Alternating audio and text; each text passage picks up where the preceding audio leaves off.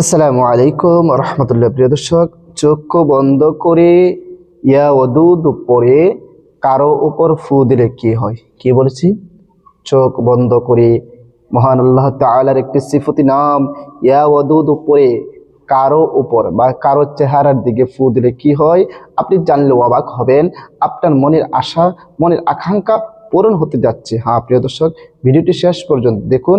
আমি বিস্তারিতভাবে এই ভিডিওর মাঝে আলোচনা করব যে এভাবে আমল করলে কি লাভ হবে, কি উপকার হবে, কে করতে পারবে, কখন করতে হবে, সব আলোচনা এই ভিডিওর মাঝে থাকবে। তবে ভিডিওটি শুরু করার আগে আপনাদের কাছে ছোট্ট একটা রিকোয়েস্ট, যারা আমার চ্যানেলের মধ্যে নতুন আছেন অবশ্যই চ্যানেলটি সাবস্ক্রাইব করে পাশে থেকে বেল আইকনটি বাজিয়ে দেবেন। প্রিয় দর্শক, আপনাদেরকে সাবস্ক্রাইব করার কথা কেন বলি? যেন আমি আপনাদের উপকারের জন্য যত ভিডিও দেই সেই ভিডিওটা যেন দেওয়ার সাথে সাথে আপনি পেয়ে যান। হ্যাঁ, আর আশা করি প্রতিটা ভিডিও আপনাদের উপকার হবে, আপনাদের উপকার বয়ে আনবে। আমি আশাবাদী আর কি যে আমার প্রতিটা ভিডিও আপনাদের উপকার হবে। এই জন্য চ্যানেলটি সাবস্ক্রাইব করে যদি বেল আইকনটি বাজিয়ে রাখেন, তাহলে ভিডিও দেওয়ার সাথে সাথে আপনাদের কাছে পৌঁছে যাবে, আপনাদের কাছে নোটিফিকেশন পৌঁছে যাবে। এই জন্য বলি চ্যানেলটি সাবস্ক্রাইব করে পাশ থেকে বেল আইকনটি বাজিয়ে রাখার জন্য। প্রিয় দর্শক, কি বলেছি যে চক্ষু বন্ধ করে ইয়া ওয়াদুদ পড়ে কারো চেহারার দিকে ফু দিলে কি হয়? হ্যাঁ প্রিয় দর্শক, সে আমলটি আপনি কিভাবে করবেন আসুন জেনে নিই। আপনি যখন ইচ্ছা তখনই আপনি আমলটি করতে পারবেন, যখন মন চায় আপনি তখনই আমলটি করতে পারবেন। তবে আমলটি করার আগে উযু করে নেবেন, পবিত্র হয়ে নেবেন। উযু করে পবিত্র হয়ে এরপর আপনি আমলটি করবেন। সর্বপ্রথম 3 বার ইস্তিগফার পাঠ করে নেবেন। নিজের গুনাহের প্রতি লজ্জিত হয়ে কায়িমুন বাক্যে আল্লাহ তাআলার কাছে 3 বার ইস্তিগফার পাঠ করবেন। 3 বার করতে পারেন, আবার আপনি 11 বার পড়তে পারেন। মনে করেন 3 বার আপনি পড়লেন, 3 বার পড়তে পারেন, 11 বার পড়তে পারেন, যে কোনো ইস্তিগফার। আস্তাগফিরুল্লাহ রাব্বি মিন কুল্লি যামবি ওয়া আতুবু ইলাইহি লা হাওলা ওয়ালা কুওয়াতা ইল্লা বিল্লাহিল আলিয়্যিল আযীম। আস্তাগফিরুল্লাহ রাব্বি মিন কুল্লি যামবি ওয়া আতুবু ইলাইহি লা হাওলা ওয়ালা কুওয়াতা ইল্লা বিল্লাহিল আলিয়্যিল আযীম। এরকম ভাবে 3 বার ইস্তিগফার পড়লেন বা 11 বার। পড়ার পর 11 বার দরুদ শরীফ পড়বেন। কতবার? দরুদ শরীফ পড়বেন, যে কোনো দরুদ শরীফ আপনি পারেন পড়ে নেবেন।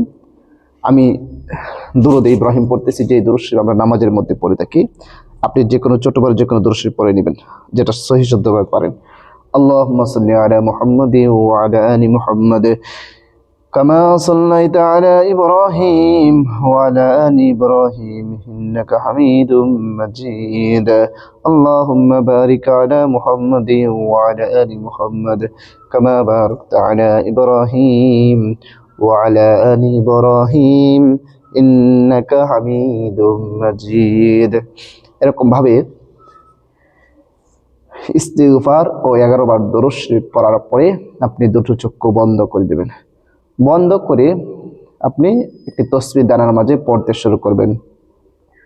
ইয়া ওয়াদুদু ইয়া ওয়াদুদু ইয়া ওয়াদুদু ইয়া ওয়াদুদু ইয়া ওয়াদুদু ইয়া ওয়াদুদু ইয়া ওয়াদুদু ইয়া ওয়াদুদু ইয়া ওয়াদুদু ইয়া ওয়াদুদু ইয়া ওয়াদুদু ইয়া ওয়াদুদু ইয়া ওয়াদুদু ইয়া ওয়াদুদু ইয়া ওয়াদুদ। আপনি একটি তাসবিহ দানার মাঝে গনে গনে 1000 বার পড়বেন। কতবার? 1000 বার পড়বেন।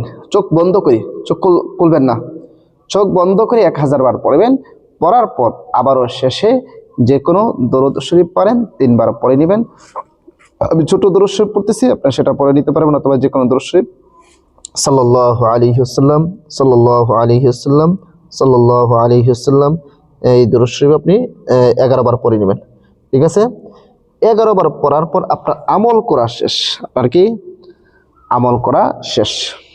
এবার আসেন আমল করার পর কি করতে হবে। আমল করা যখন শেষ হয়ে যাবে, এরপরে যার জন্য আপনি আমলটি করছেন সে যদি আপনার সামনে থাকে, তাহলে আপনি তার চেহারার দিকে ফু দিবেন, 3টি ফু দিবেন। আর যদি সামনে না থাকে, সে বিশেষের যে কোনো জায়গার মধ্যে থাকুক, সমস্যা নেই।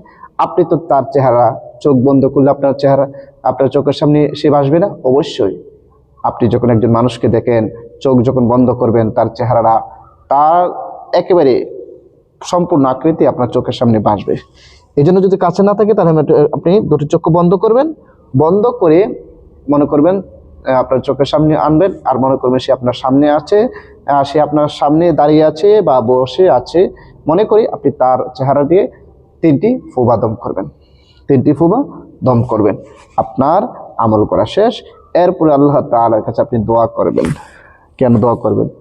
আপনি আপনার প্রিয় মানুষটিকে বাধ্য করতে চাচ্ছেন হালাল ভাবে পাওয়ার জন্য, আপনার স্বামীর জন্য আমলটি করছেন, স্বামীকে বাধ্য করার জন্য, স্ত্রীর জন্য করবেন, বা শ্বশুর শাশুড়ি যে কারোর জন্য আপনি এই আমলটি করতে পারেন।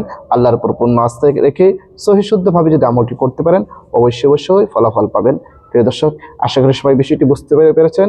সংক্ষিপ্ত করার চেষ্টা করছি, যদি কোনো ভুল হয় অবশ্যই জানাবেন। আর যদি কেউ না বোঝেন কমেন্টসে বলবেন, আপনাদেরকে আবার কমেন্টসে উত্তর দিয়ে বলে দেবেন ইনশাআল্লাহ।